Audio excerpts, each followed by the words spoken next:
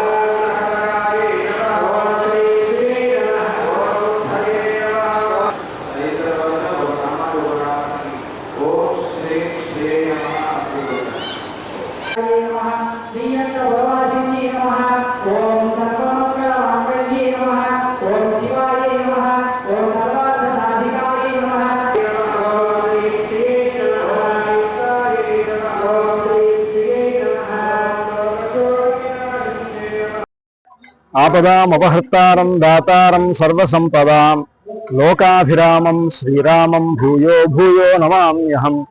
జై శ్రీరామ్. భద్రాచలం శ్రీ సీతారామచంద్రస్వామి వారి దేవస్థానంలో శ్రావణ మాసం సందర్భంగా ప్రతి శుక్రవారం అమ్మవారికి ప్రత్యేకించి కుంకుమార్చనలు అవన్నీ కూడా ఏర్పాటు చేయడం జరిగింది. దాంట్లో భాగంగా ఈరోజు 21వ తారీఖున శ్రావణ శుక్రవారంతో పాటు వరలక్ష్మి వ్రతాన్ని చేసేటువంటి శుక్రవారం ఇది. శ్రావణ మాసంలో వచ్చేటువంటి ప్రతి శుక్రవారము కూడా అమ్మవారికి ప్రీతికరమైనదే. అయినప్పటికీ 2వ శుక్రవారం నాడు వరలక్ష్మి వ్రతం చేయడం అనేటువంటిది మనకు ఆచారంగా వస్తున్నది. వరలక్ష్మి పూజా కార్యక్రమం, అలాగే వరలక్ష్మి వ్రత కార్యక్రమాన్ని ఇళ్లల్లోనూ ఆలయాల్లోనూ చాలా వైభవపేతంగా ఈరోజు నిర్వహిస్తారు. దాంట్లో భాగంగా భద్రాచలం శ్రీ సీతారామచంద్ర స్వామి వారి దేవస్థానంలో ఈ నిత్య కళ్యాణాల కోసమని ఏర్పాటు చేసినటువంటి శ్రీ రామసేవా మండపం అనేటువంటి ప్రాంతంలో లక్ష్మీ అమ్మవారికి సామూహిక సహస్రనామ కుంకుమార్చన కార్యక్రమం ఏర్పాటు చేయడం జరిగింది దేవస్థానం వారు. ఆ కార్యక్రమంలో భక్తులు పాల్గొని తరించవలసిందిగా భక్తులందరికీ కూడా విజ్ఞప్తి చేస్తున్నారు. జై శ్రీరామ్.